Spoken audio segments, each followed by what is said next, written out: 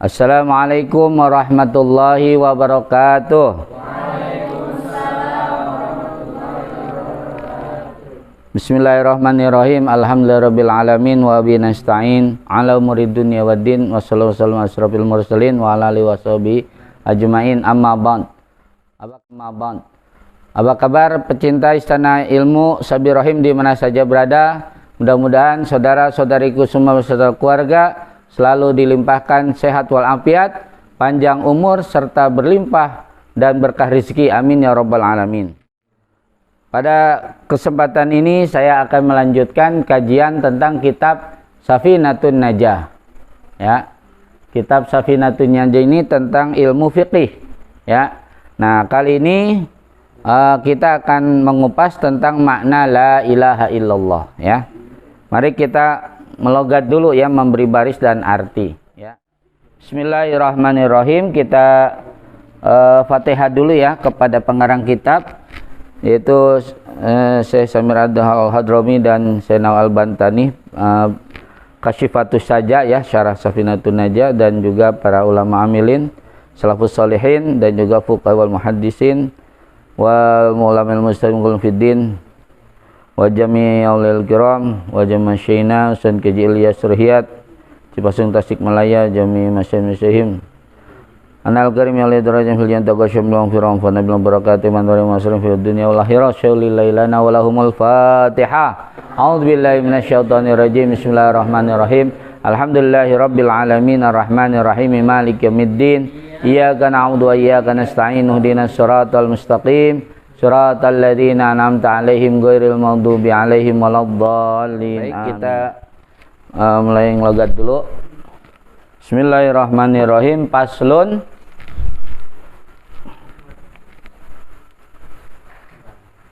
Bermula ini itu satu pasal, ya. Makna la ilaha illallah. Bermula makna la ilaha illallah, ya. Tiada Tuhan selain Allah.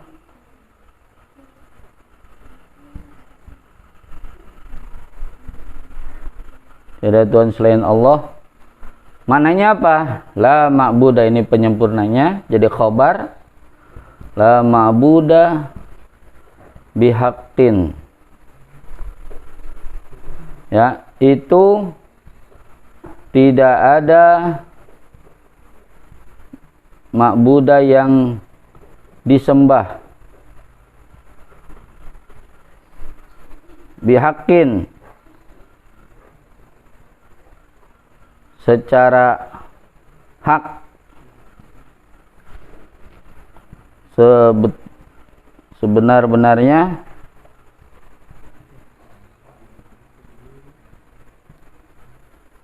fil wujudi,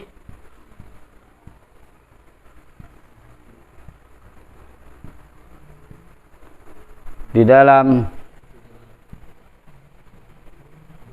kenyataannya, illallah, ya, kecuali hanya Allah.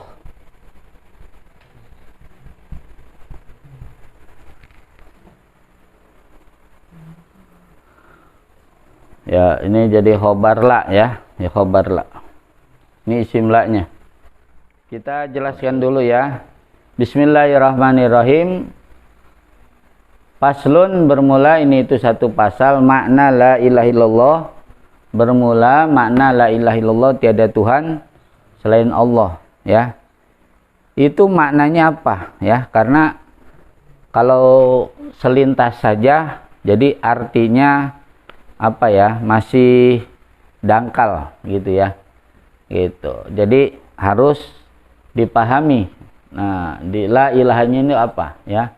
Jadi la ma'buda, ya, tidak ada yang disembah. Itu karena ilah itu salah satu maknanya adalah apa? Sesuatu yang disembah, ya. Nah, itu. Jadi tidak ada yang disembah bihakin secara hak, ya. Nah itu. Jadi kalau kita melihat banyak sekali sembahan-sembahan manusia, ya. Nah itu ada matahari, ya. Nah seperti di negeri Jepang, ya. Ada yang nyembah bulan, bintang, ya. Ada yang juga nyembah Sungai Nil, ada yang nyembah Sungai Gangga, ya. Ada yang menyembah sapi, ya. Terus juga berhala-berhala, dan juga yang menyembah tiga Tuhan, Trinitas, ya. Nah, kalau kita ini monoteisme. Jadi Tuhan yang esa, ya, Maha Esa. Nah, itu. Jadi sesungguhnya kalau kita lihat, ya, bahwa sembahan yang betul-betul hak, ya, sebenar-benarnya, ya. Nah, itu, ya, sesuai dengan logika dan juga keimanan kita, ya. Nah, bahwa yang hak untuk disembah itu, ya, fil wujud di dalam kenyataannya hanyalah Allah Subhanahu wa taala, ya. Karena apa? Allah itu esa, ya, qul huwallahu ahad, ya. Jadi kalau Tuhan itu esa, ya, maka mengatur dan juga mengurus semua alam semesta ini, ya, itu dengan sendirinya. Jadi tidak ada yang ngerecokin, ya. Beda kalau umpamanya Tuhannya ada dua, apalagi ada tiga, ya. Ada dua aja, ya. Itu udah pasti bakal bakal ada aja perbedaan pendapat, ya. Nah itu yang umpamanya satu Tuhan umpamanya ingin menciptakan laki-laki, enggak, saya mau menciptakan perempuan, akhirnya berantem, ya. Nah gitu. Ada yang Tuhan yang bagian memelihara, ada yang Tuhan bagian mencipta, ada yang bagian Tuhan merusak, ya. Nah itu juga ya, ini akan kontradiksi, ya. Nah itu, jadi makanya ya kita ini sebagai hamba Allah, ya. Nah sebagai hamba sahaya, kita punya majikannya cuma satu, ya. Nah di mana kalau seorang hamba itu majikannya banyak, ya, dia repot, ya. Yang satu nyuruh bikin kopi, ya. Yang satu lagi nyuruh ngerebus singkong, ya. Tuh. Terus ada majikan yang ketiga umpamanya nyuruh nyuci piring. Tuh. Jadi masing-masing suruhannya beda, ya. Nah, jadi riweuh artinya bingung si hamba sahaya ini untuk melakukan pekerjaannya gitu, ya. Tuh. Jadi mendingan mendingan majikannya satu, jadi perintahnya juga satu, ya, komandonya satu. Nah itu sama kita juga sebagai hamba Allah, ya, hamba sahayanya Allah. Nah majikan kita Allah SWT.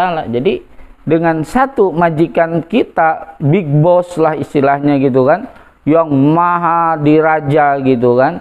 Nah itu maka Allah di dalam mengatur kita, di dalam memerintah kita, dan umpamanya melindungi segala macamnya dah, ya, itu semuanya ditanggung oleh satu zat, yakni Allah Subhanahu wa taala yang maha kuasa, yang maha esa. Nah itu, ya. Nah itu, jadi memang secara logika juga memang yang paling hak itu ya Tuhan itu satu, ya. Jadi tidak banyak, ya. Bahkan di dalam Al-Qur'an juga disebutkan laukana fihi ma'alihatun illallah la fasadata. Jika saja di langit dan di bumi ini ada dua Tuhan, maka langit bumi ini akan hancur, kacau balau, ya. Nah itu.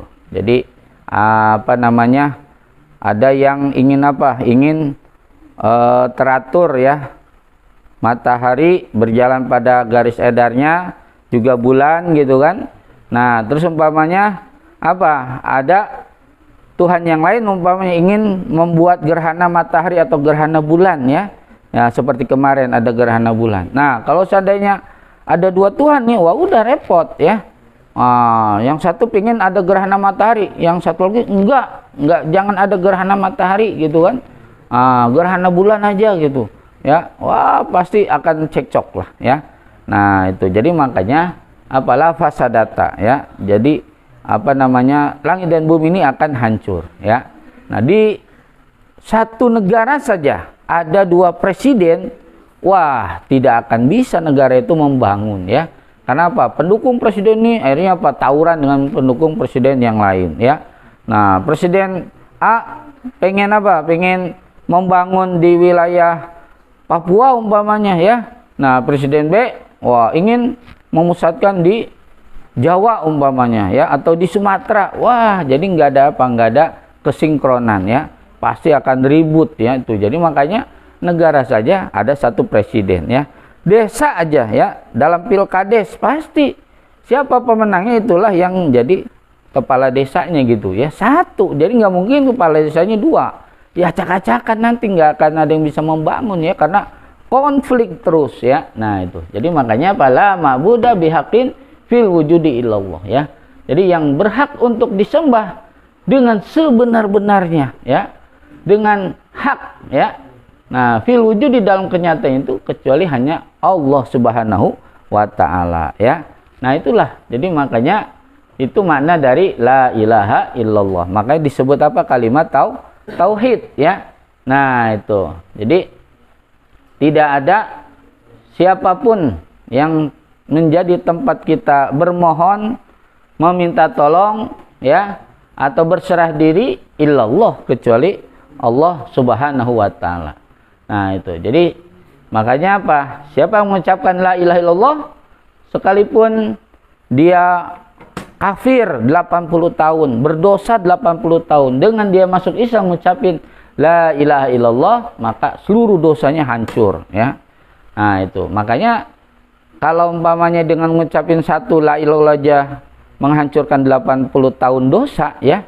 Mengapa orang yang sering mengucapkan tahlil, ya, dalam acara tahlilan malah dia apa? Dibid'ah-bid'ahkan atau dikafir-kafirkan. Nah, ini kan lucu banget, ya. Nah, itu nggak mungkin lah, ya, kita mengucapkan tahlil 40 kali, 50 kali lalu menjadi kafir. Masa iya, ya, sedangkan yang dosanya 80 tahun aja bisa rontok dengan baca sekali saja la ilaha illallah, ya. Nah itu, jadi maka ini apa? Sangat penting, sangat utama di dalam ajaran Islam, ya. Nah itu makanya disebutnya juga apa? Miftahul jannah, ya.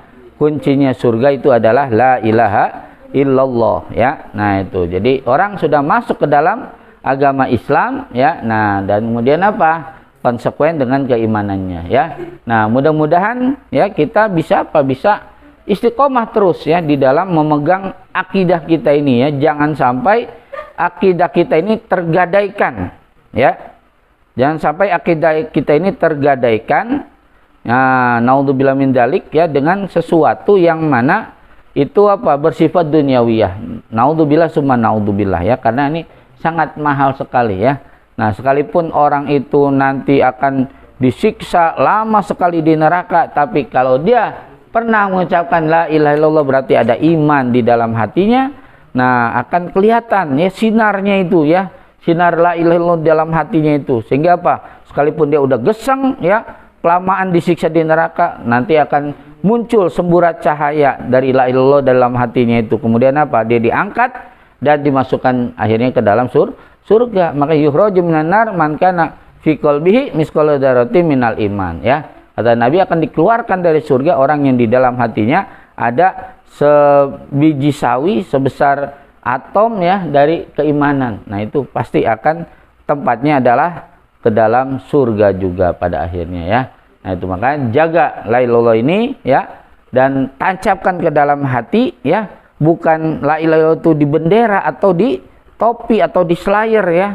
Ya, nah, itu bukan di situ. La ilaha illallah itu harus ditancapkan di dalam hati, dipahami maknanya, dipraktekkan dalam amal perbuatan, ya, sehingga tidak ada tempat kita berlindung kecuali pada Allah, tiada tempat kita meminta kecuali pada Allah, tiada tempat kita untuk memohon segala sesuatu kecuali hanya kepada Allah, ya. Termasuk juga tiada tempat kita menyembah, ya, kecuali hanya kepada Allah, ya.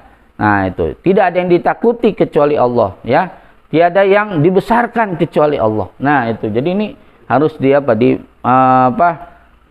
aplikasikan, ya, diterapkan makna la ilaha illallah ini dalam perbuatan-perbuatan kita sehari. Mudah-mudahan, ya, kita semuanya ya, dikehendak oleh Allah sebagai hamba yang mati di dalam membawa iman dan Islam. Amin ya rabbal alamin. Sekian dan terima kasih. Hadanallahu wa ikum ajmain wallahu muwaffiq ila aqwamit thoriq. Assalamualaikum warahmatullahi wabarakatuh.